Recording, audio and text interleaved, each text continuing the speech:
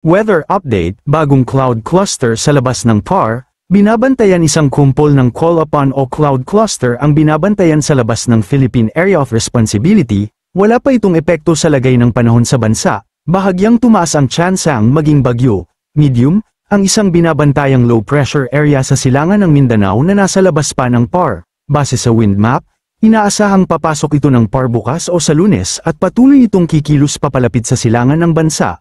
Ang susunod na pangalan ng bagyo na gagamitin ay Mars, maging bagyo ba? Base sa weather models, posible itong mabuo bilang sama ng panahon o low pressure area bago ito pumasok ng PAR ngayong darating na linggo. Mababa hanggang sa katamtaman, low to medium, ang tsansa nitong maging bagyo sa mga susunod na araw, posible itong kumilos pa northwest papasok ng PAR at palapit sa Pilipinas.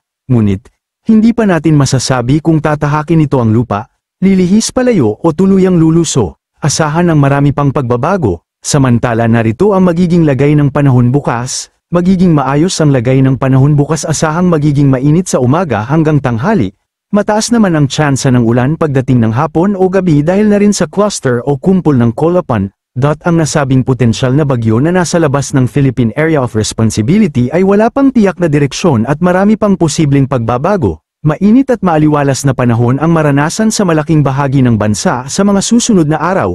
Ito ay dahil sa pag-iral ng northeasterly wind flow na hudyat ng pagpasok ng hanging amihan sa bansa. Subalit, asahan pa rin ang mga pag-ulan dala ng localized thunderstorms tuwing hapon o gabi dahil sa easterlies at ng Intertropical Convergence Zone, ITCZ.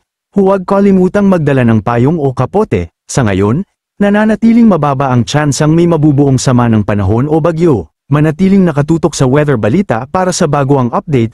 Thank you for watching. Don't forget to subscribe.